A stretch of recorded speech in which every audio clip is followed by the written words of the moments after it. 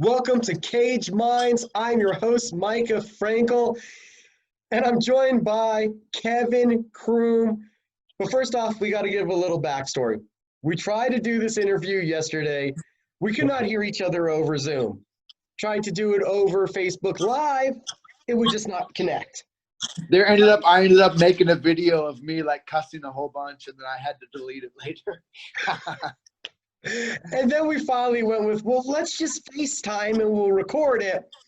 For me to realize that the app doesn't let you record the audio, and I just have a nice video of me and Kevin talking, but you can't actually hear any great stuff. So I brought Kevin back today for round two. Round two. Again. Heck yeah, that's where my best work happens, in round two. All right, we'll start off there. Do you feel like that's a pattern that you've had to break? Do you feel like you just got to get punched in the face to get warmed up? What is that? I don't know, man. All these kids I fight are tough and they're really good, and it seems like they're all really good at being the hammer, and we have this saying or this rule at our gym. It's called the 501 rule, is you can be a bad motherfucker all you want for 5 minutes, but 501, I'm coming for that ass, all right? Like, fucking round two goes, we got plenty of time. You can be tough for 5 minutes all you want, but I'll be here, And so that's just kind of and it's a rule for a reason, It ends up happening. Everybody's hard, but I'll still be there, We're talking to Kevin because he's going to be fighting for the FAC featherweight title. First time they're having an event on UFC Fight Pass. Heck yeah. Sound pretty cool, right? Yeah, man, I'm excited. I'm excited for sure. What were you thinking when they told you title fight? You fought for them once. We'll get to that in a moment. But what were you thinking title fight when you got the contract? Yeah, so like you said, I was the main event for the inaugural FAC, which that's really cool. Super excited to do that. That meant a lot to me. I've been here. I grew up in Missouri, and just like this is the biggest promotion in the Midwest at the moment. It's doing big things, so it was really cool to be on the first one, and now they are doing the third one, and this is going to be the first one on UFC Fight Pass. So once again, I'm going to be the main event for a title. That's super exciting. Man, I want my name to mean the entertainment, and getting to do these main events, that just kind of makes me feel really good. Lets everybody know, hey, like, you hear Kevin Croom, it's going to be a good fight. These last couple of years since you've moved back home, you've been fighting there regionally. You've had some smaller shows, Bellator experience. Is there a difference? It's obviously not a difference fight night, but is there a difference for you when you're able to tell people that you're fighting on somewhere where it's streaming versus, hey, you got to be here live? Yeah, man, the only thing I've ever cared about in this is, I want to make good money. I want to make what I'm worth, right? And that's coming. But I want to be watched easily by my friends. I want my friends to be able to tune in, and I have friends all over the world. And so something like UFC Fight Pass that anybody can get, it's super easy. And besides this fight, there's a ton of great content on there. Fights every day. And it's awesome, man. It's really cool. How does it feel? You've been in this journey for a long time. Where do you chalk up some of these milestones, these title fights, fighting for these bigger promotions? Maybe, right? It's just all another step in the road, every fight's the next biggest fight, everything, like, all that matters is next week now at this point, So, I've had a lot of cool experiences. I've got to fight 7 countries all over the world, met some really cool people. Fighting has definitely changed and saved my life, and I have no clue who I'd be without it. It's molded me as a human being, So, yeah, to still be in it, to still be going, reaching new heights, man, I'm excited. I know you take away the memories, and there's probably lasting scars and bumps and bruises, but you take a keepsake away from every fight or anything to remember that experience, that camp? Man. So when you have as many fights as I do, it kind of gets hard. Right. You know what I mean? Like, I used to have a lot of like rules and stuff I would try to do for every fight. And then around about fight 20, 25, something like that, you kind of throw it all out the window. Yeah, I mean, I try to, if there's a poster or something, for sure. I'm always trying to snag a poster with my face on it. You know, so, I mean, I don't know about every fight, but yeah, man, I try to. Are you amazed when you look at your record, how many times you've competed, not just MMA, but boxing, kickboxing, all of that together? I mean, yeah, I guess it's no thing to me. When I talk to other people, they're like, "Holy shit," you know. Yeah, I mean, so I got like, I was 20-0 as an amateur. I have 32 professional fights that are accounted for. To be honest, I have more than 32 pro MMA fights, but like there's a couple they're not counting at the moment or something like that. So we'll say 32. I got 32 pro fights, so that's 53 MMA fights. I think I got like 6, 7, or 8 pro boxing fights, a couple pro kickboxing. You know, and I mean, not to count like all the, you know, like random like kickboxing smokers and stuff like that. You know, yeah, man. I mean, I've had a ton of fights. I think I pulled up as a professional MMA fighter. I almost have 4 hours. I think I have 3 hours and 50 minutes in the cage, something like that. So, like, I mean, yeah, that's pretty cool. Is there still a goal left as far as a combat sport that you want to compete in? Like something else, like another sport. Yeah, because you've done the kickboxing, the boxing, and the MMA. Would you want to go with the bare knuckle or the Muay Thai?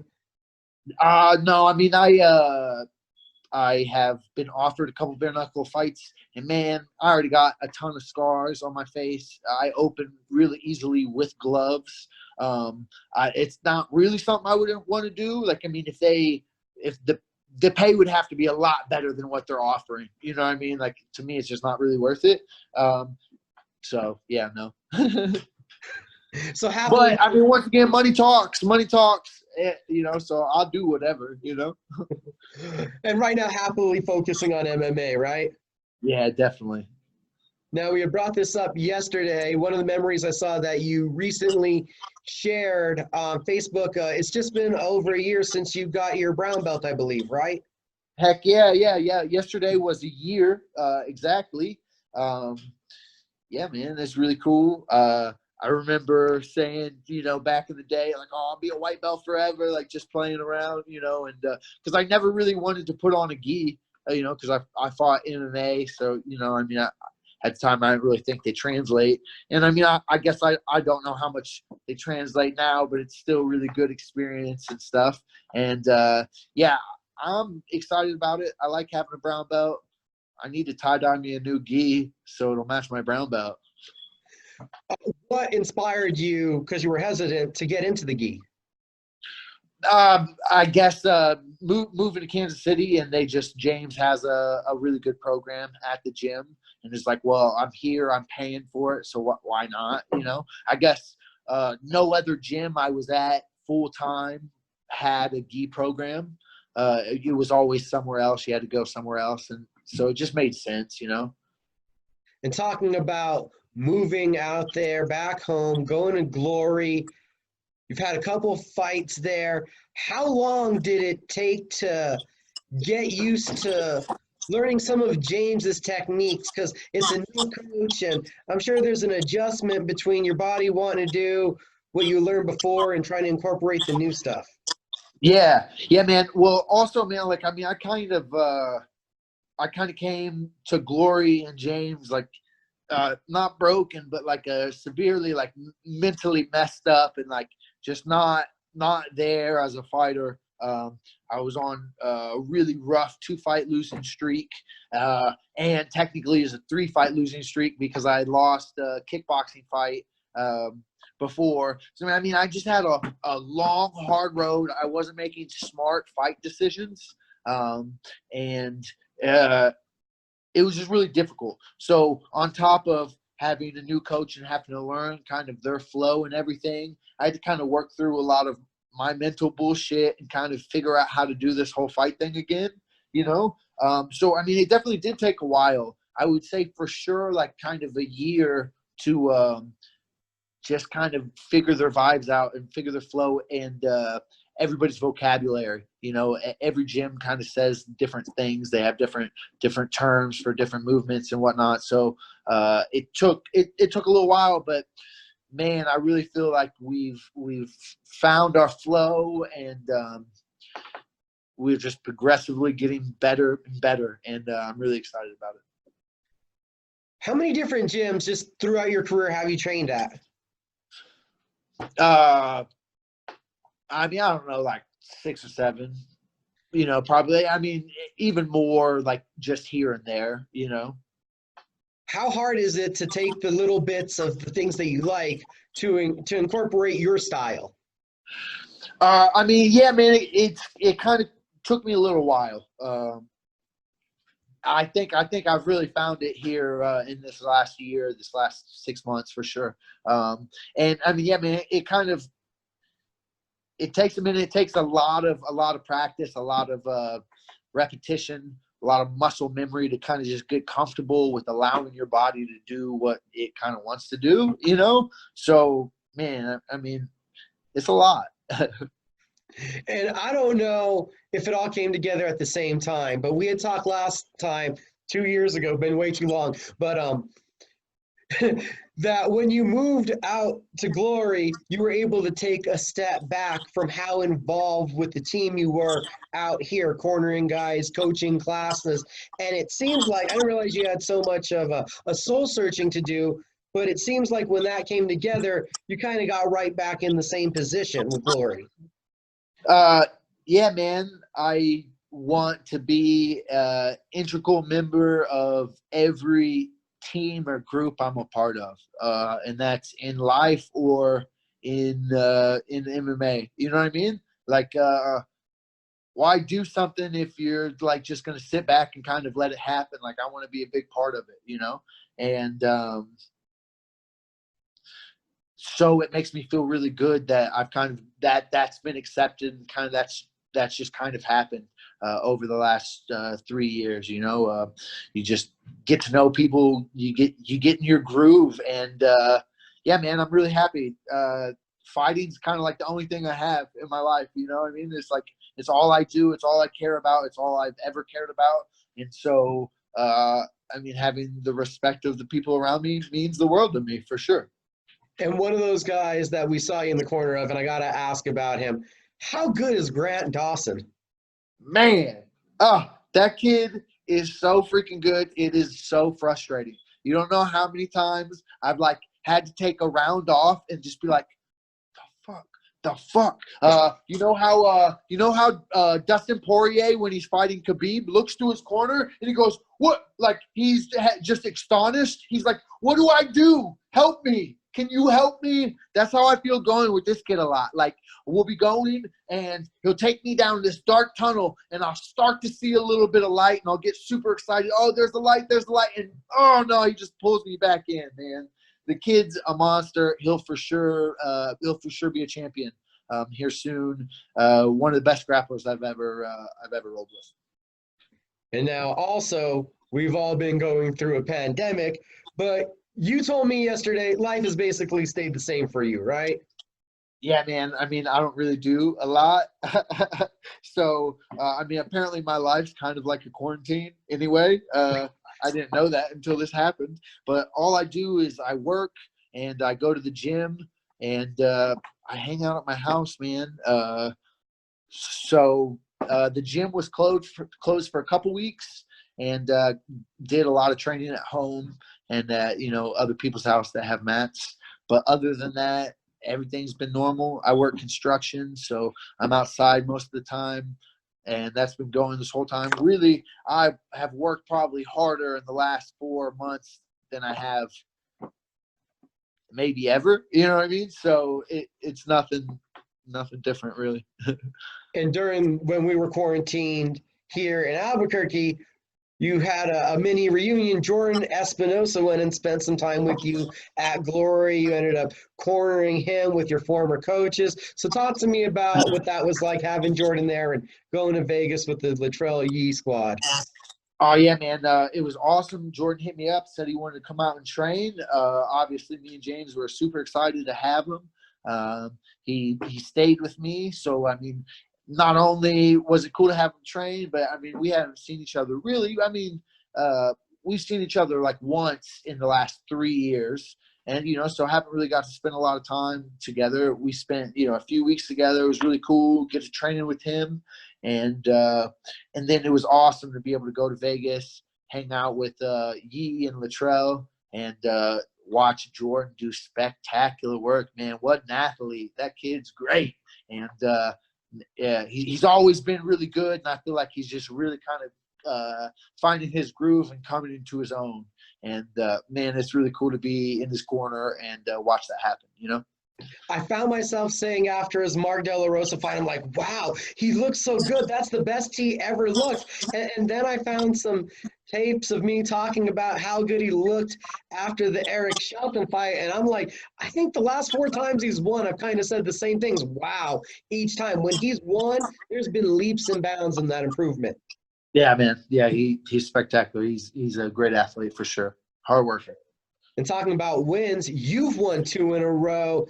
We touched on it earlier. The win streak started with the first FAC main event, and you took on one of the wildest personalities in MMA, Charles Bennett. So please share with me what that experience was like. Oh man, I mean, it was wild. It kind of came down to the wire. I feel like he signed on to the fight maybe like 3 weeks out, maybe 4. And like I got the call and I was just like, wait, what? And I had to, I mean, obviously I've been a fan of him forever. Him fighting back in Pride, all his antics. I mean, he's so wild. Like I remember him just like looking at the camera, like talking smack to the camera, like in the middle of the stare down, the ref's like standing there, like just all his stuff. He's wild. So it kind of took me like maybe like the first week to kind of separate me from being a fan of him to me fighting him, I mean, once I did that, it was a lot of fun. He was wild. He like got all really close to me at the weigh-ins, and like I was like thinking while it was happening, I'm like, normally, like I feel like I would push you if you were like getting up on me like this, but this shit's just too funny. It's him, Like I'm just gonna let him be him, and I'm gonna smile about it. So I mean that was cool. And then man, he's wild. He came out and like when I dropped him, I caught him with I don't know, like a 2-3 or something like that, and he hit the ground. He goes, "Oh, you think you hurt me, huh?" And I'm like smiling. I don't know. I mean, I guess so. And then I came down, and he like basically coached me through beating him. It was wild. Like he pretty much repeated what James said. James was like, "Lace the legs," and he's like, "Yeah, lace the legs." And then there was a second where he's like, "I'm gonna roll you," and I was like, "Oh shit, thanks for telling me." You know what I mean? So I stopped the roll. I was like, "I appreciate that," And then yeah, I choked him out. And then afterwards I like walked up to him. I was like, "Hey man, like obviously I really respect you. Thanks for taking the fight. That's really awesome." He goes, "Oh man, fuck that," and like walks out of the ring, And then after the fight, like I ended up seeing him like in the parking lot, and I like say hey to him again. He's like, "Man, I can't believe I let your skinny ass beat me," and just like walks off. Dude, it was so funny. Classic, man. Just really good. Have you ever had that moment before where you were handed a contract with a guy that you admired or kind of looked up to? I mean, I don't know about admired or looked up to. I mean, I've definitely fought a ton of people that I feel like in like another life we could be best friends. You know what I mean? Like, there's a couple people who just like I see them through like fighting and like them, I see their post. I'm like, hey man, I like that cartoon too, or like, you know, just random stuff. That song is my jam, or like whatever. You know, there's a lot of really cool fighters. So yeah, I mean, it's interesting. And we mentioned it. It's a 2-fight win streak. The last one came at Bellator. Tell us about it. Heck yeah, yeah, man, felt really good. That kid is really good. Bengali, I can't remember his first name. Bengali, yeah, man, he's a incredibly good striker. He came out right away trying to put some flashy stuff on me, and I mean, I couldn't really find my groove on my feet. It felt like it's kind of interesting. He came out immediately, threw like a flying knee, gave me his hips, so I just kind of initiated the ground and whatever, and man, it was an interesting fight. I'm super happy the way it turned out. Obviously, I won. You know, I mean, I think I did enough to get it, and so yeah, man, I'm pumped that happened. Went through a little bit of adversity in that. I like had surgery like 6 weeks before that fight, and so like I actually accepted the fight the night that I had the surgery. So like that, I mean, that was pretty wild, you know, like just a little bit of extra adversity there. It's the type of shit I live for. So how hurt, I guess? I don't know. What percentage were you at going into that fight? I mean, okay, I don't know about percentage. The doctors gave me like a 4-week recovery. They told me I'd have a 4-week recovery. The fight was in 6 weeks. I didn't train for 2 weeks, and then I couldn't like really run or anything. So I mean, I was in shape. Me and Grant had been going for like 16 weeks at the point that I had the surgery. So like, I mean, I was in really good shape already. So I mean, I don't know about percentage. I was pretty good. All right. And now we're what kind of camp have you put together with this opportunity? I think it's been, what, 6 months since you've been able to compete? And with as many fights as you've racked up in the last 11 years, we know you fight frequently, so this has got to felt like the longest hiatus ever. Yeah. Well, I mean, definitely not the longest hiatus ever. I think the last one I had was like 8 months or something like that. So at least it's getting harder to find fights nowadays, but hopefully that'll change really soon. Man, I'm excited. I've been working really hard. We basically, Grant fought a week after I did, so I fought like at the end of February, and he fought the last week. We took maybe like a week off, a week light, and then started going super hard again. So I've been going really hard since March. Grant's already won a fight in Abu Dhabi, came back, got fat, went on vacation, came back, you know, like trying to get skinny again, and I'm about to fight. So yeah, I'm ready to do this. It's been a long camp. I put in a lot of work. James mentioned a quote. I can't remember who originally said it, but he said there's crisis and opportunity. There's opportunity and crisis. You know, so at the beginning of this whole pandemic, he just said, you know, there's going to be a lot of opportunity coming. So let's everybody make sure we're ready for it. And I really took that to heart, and I've been working my ass off. So, man, I'm really excited to show that to everybody. And, man, I'm ready to go.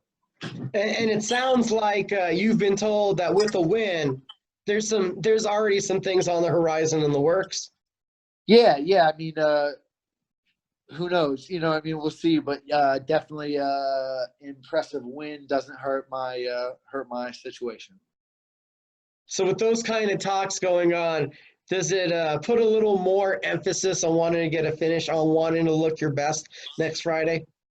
Man, I mean, I always want to look my best. I always want to finish. You know, like I said before, I'm trying to have my name be synonymous with entertainment. I'm always trying to give a good show. So, I mean, no, but yeah, of course. You know what I mean? Like, I always want to throw down, but yeah, I mean, I definitely, I feel like they're kind of like throwing me the ball and telling me play for my shot. So I'm gonna play, you know. And talking about looking good, I noticed when I was preparing for the interview, looking at all the ones we've done throughout the years, besides, the continual change of Kevin's look. I mean, is that just to keep yourself entertained? We get the mutton chops, the different hairstyles.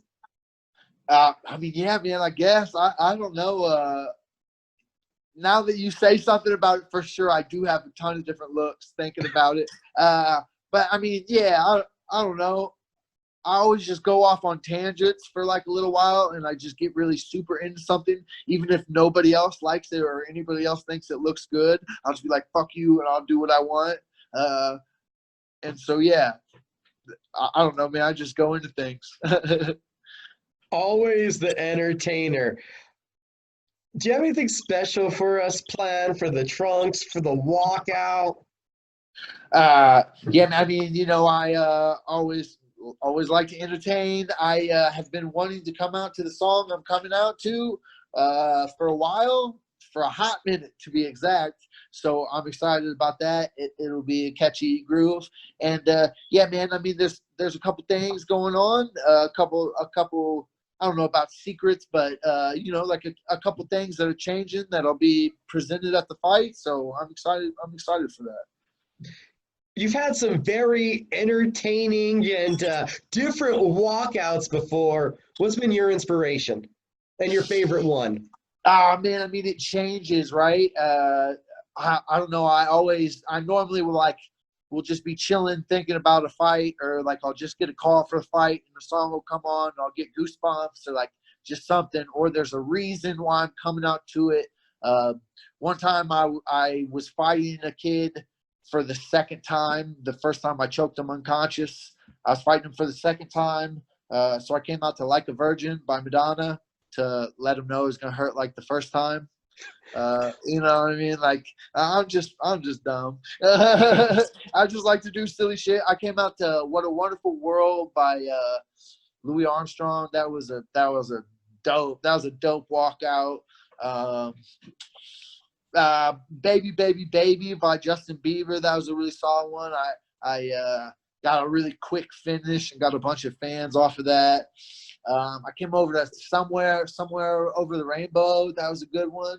Yeah, man, I got a lot of really good ones thinking on it. I don't know. It's just something I like to do. I have a really wild taste. I like all sorts of different stuff. Like I listen to old country to, like old rock and roll to new rap to everything, electronic. So, I mean, yeah, it's just I like to keep it fresh. You see a lot of people walk out to metal, to rock, to rap. Do you feel like when you do those other kind of songs, when they hit, you get a more spectacular, almost crowd reaction? Yeah, man. Like, I mean, so I started as an amateur. I fought 20 times in 14 months. So, I mean, I was fighting every weekend. I won all 20 of those too. Anyway, and so like you're saying, man, every week come out to like Metallica or something, and I just noticed, and then they get finished really quickly, and I just noticed that everybody, like, their walkout song was harder than they were, and I didn't want that to be the case. I wanted to come out to something and just make people be like, what the hell is this? And then watch some badass shit and be like, holy shit, yeah, I mean, I feel like that's always much more entertaining. If you come out to something that's like supposed to be badass, like, and then you're badass, like, cool, like, whatever, but that's like the same old story everybody's heard. I want to be different. All these fights that you had, do you have a favorite finish? I mean, that shit in Kazakhstan where I split the kid's head open and then they stopped it and then took him out and like wrapped his head up with like a turban and then sent him back in, and then I took him down and hit him in the gut a couple times and they threw in the towel. That was, I don't know about my favorite, but that's by far the most memorable. You know what I mean? Like, that's just wild. I don't know, man. I got some pretty cool, pretty quick, I got like a 26-second knockout that I've never got to see because it was the promotions boy that I knocked out, and so they never released the footage. I mean, I don't know. I'll go with the Kazakhstan one. That's pretty good. Which one was the 26-second knockout? I fought in Canada. Lenny Wheeler, I believe his name was. He ended up. It always sucks when you fight a guy and they're on a tear, and then you beat them, and then they start losing to everybody. Like when I fought him, he was on like a 6-fight win streak, murdering everybody. Like I was a massive underdog. I knocked him out, and then he like lost 4 fights in a row. Like damn. And that's a difference. That's been a difference between you and other guys. Some people have hit those slumps and kind of buried themselves in there. And Kevin's always found a way to come out the other side and to keep fighting, to keep evolving. So what has it been that keeps you going in this sport? Something I always tell myself is, what is a story about persistence and dedication without persistence and dedication? You know what I mean? Like if your story is going to be about persistence and dedication, like you're going to have to overcome some shit. You're going to have to persist, you know? And so that's one thing that I always tell myself to try to motivate me. And I mean, I don't know, man, I love this shit, you know? And I do really believe that I'm one of the baddest people on the planet, you know? Like while, you know, sometimes there's a couple different voices in my head, you know, and sometimes there's a voice in my head that's telling me I'm not, you know, that one that's telling me I am is always been a little bit louder. And I just don't stop, you know, and that's what it's all about. Like keep trying, you know. And after so many mistakes, you start to learn. You get good. You know, I've learned a lot of lessons. And how much of your determination is also kind of like the meme you shared the other day. There's a man with a pitchfork or a man with the Oh chip. yeah, Yeah. I mean, man, for sure. So I've been fighting for 13 years. I have been close to the big show or in talks to be in the big show at least 3 different times, you know. And then it seems like each time I messed up, I fell harder, and it's just like a snowball just going down a hill. It just got bigger and started going faster. And so it's taken a while to kind of like stop that and get back on the right track. And yeah, man, I'm sorry.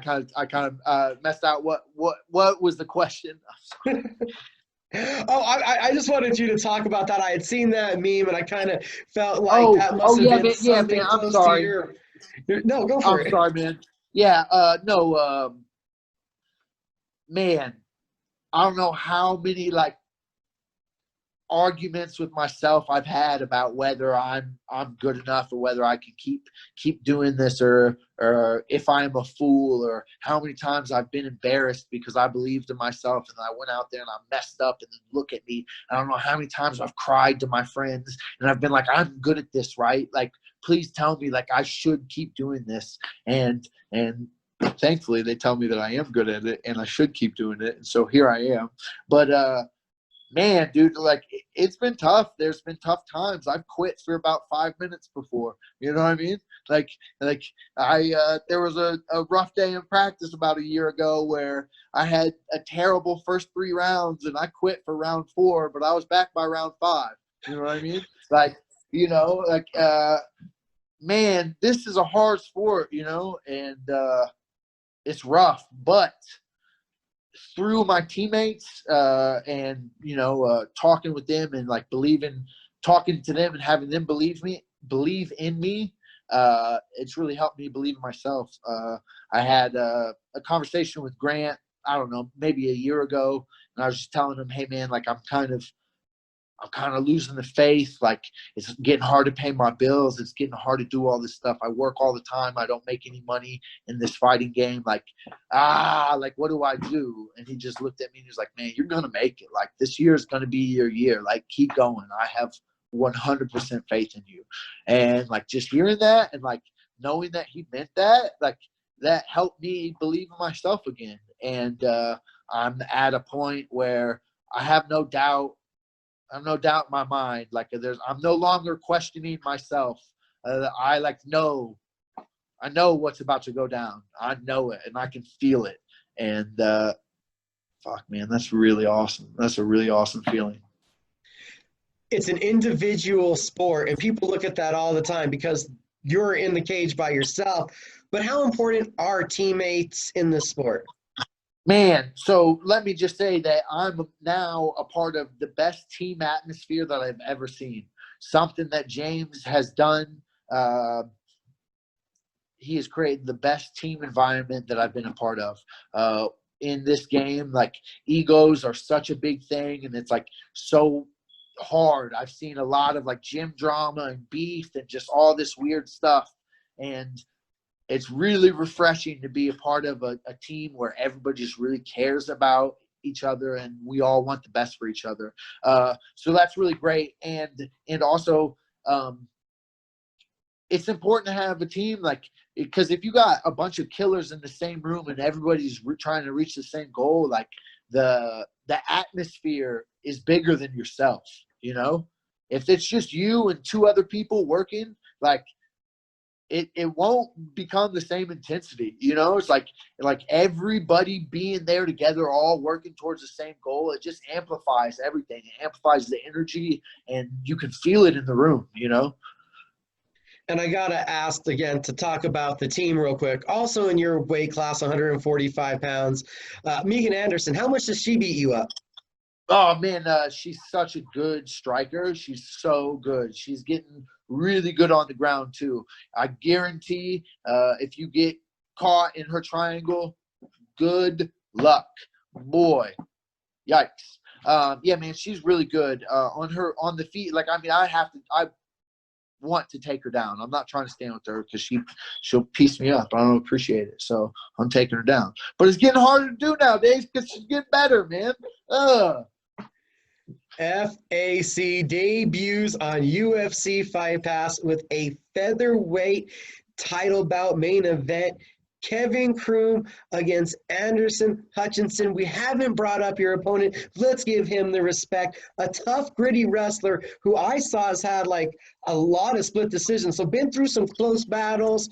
What do you think of the challenge ahead of you? Yeah, man. I mean, he's a tough kid. I have to mind my P's and Q's. He's been in a lot of long fights. I think he's been in like 3 or 4 25-minute fights. You know what I mean? So he knows what he's doing. What do I have to do, man? I'm going to go out there. I'm going to get my feet moving, my front hand popping. I'm going to land my jab, and I'm going to find my swag early, and I'm going to go from there. You know, I believe that I'm the better fighter all around. So I'm just going to go out there and do my thing. Not want to be too cocky and stuff, but with all the experience you have and then the different levels of training partners you've had, it's got to be hard pressed to say that he would bring anything you haven't seen before, right? I mean, sure. You know what? Like Tyson said, once you get punched in the face, everything goes out the window. You know what I mean? So who knows? I've gone in thinking that I wasn't going to see anything, and then see anything new, and then they clipped me, and then it became a real fight. You know what I mean? And then it was rough. So obviously, like I said, man, I have to mind my P's and Q's. I'm going to go out there. I'm going to keep my hands high. I'm going to land my jab, keep good distance, and I'm just going to kind of let the fight unfold. Having had title fights, 5 rounds before, do you feel like that's something that your experience will be an advantage? Yeah, sure. Like I think I've lost more than he's fought. Totally, you know. I mean, not to toot my own horn, you know. No, but you know, I mean, I fought tough people. I've been in the game for a long time. I've had some losses, so yeah. I mean, I have a lot of experience, and yeah, man. I mean, I'm gonna go out there and I'm gonna use it to my advantage. I'm not in a time rush. I'm not worried. I got 25 minutes to go out there and get the job done. So if I have to take 24 and a half, I'll do it. You know what I mean? I'm going to go out there and be smart and make it a good, exciting fight. Obviously, with as long as you've been in the game, skills in every area. But just talk about a little bit how you feel you've changed or what's developed in these last 3 years now, being under Glory, what kind of different fighter you are. Well, my fight IQ has gone up immensely, or at least I've started to try to use my brain. So man, I mean, that helps loads. I haven't been cut in my last 2 fights, and for me, that's like goddamn near impossible, So that's pretty cool. And yeah, I'm trying to be smarter. My jiu-jitsu obviously has gotten so much better. James is such a good coach. He's a first-degree black belt, but he's a lot higher than that. Dude's sick, and he's really helped me systemize my game. I've been fighting for so long. I've been at so many gyms. I have so much going on in my head. It's kind of like I went out there and I just like whatever comes out, And he really helped me systemize and get me like auto responses. When I get in a position, this is what I do from here. And I get in a position, this is what I do from here. And they all kind of funnel into each other. So he's really helped me systemize my game. And man, that's probably the biggest thing that's changed is I know what I'm going to do in these positions now, opposed to just kind of, this, I don't know if I want to oversimplify, but it's kind of almost like you had one of those big 5-gallon water jugs that you took in there before, and now from that you're taking like a teacup of stuff that you're sure you want to use. Yeah. That's actually a good analogy for sure. Yeah, I was like carrying too much, and I didn't know what was going to come out, and now I know exactly what's going to come out and what I'm going to do with it. Did it take like a certain number of fights or a point where you said where things have started to slow down for you? Man. I feel like I've had different careers, like I have fought one way this for these years and fought one way these years and fought one way these years, so things have been different at times, I think now I have kind of learned how to slow things down or make my fight approach more like my gym approach. Try to be more like I am in the gym every day at the fights. I think that's made a big difference. When you look back at your old fights, because you fought so many different ways, is it a roller coaster ride? Do you have any specific emotions?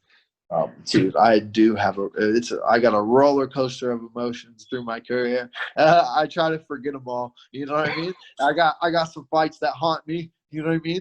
Like somebody will just say a word and I'll like have a flashback to like some fight and I'll be like, they're like, what? Don't worry about it, for sure. But something James says is you got to have a short memory in the fight game. That's kind of the truth. It doesn't matter what you've done. It matters what's about to happen. You know what I mean? So you got to have a short memory. Let's just go. So how do you sum up where Kevin Croom is at right now in his career? I'm really, really excited to be at this point, be where I'm at. I believe that a lot of really big things are about to happen for me. And I've put in the work for a really long time for all these things to happen. So I'm really excited for what the future holds. So spectacular, man. It feels great to be here. Next Friday night is in the cage, in the main event, in a title fight. Kevin Croom, it's always great getting to talk to you. Who did you need to thank? Who did you need to shout out to? Heck yeah. First of all, man, Glory MMA. James Krause is the best coach around. He's amazing. I don't know what I'd do without him. And Grant Dawson, phenomenal training partner, stand-up guy, great coach. Love the kid. Brian Imes, Hillbilly Fightwear, Staunch Properties, Lisa Gore, Bell to Bell Impact, You, man, thanks for having me here again. It's been a while. Maybe let's not let it go so long this time. Right when I started searching, I was ashamed that I hadn't, bothered you for an interview in the last 2 years. I couldn't believe I've only bothered you once since you've been out there. Well, here we go. And yeah, man, everybody, you can follow me on Twitter, Instagram, Facebook, Kevin Croom _MMA. All of that's the same now? Yeah. Awesome. Once again, Kevin, best of luck next Friday. We'll talk to you soon. Heck yeah. Thank you so much. Have a good one.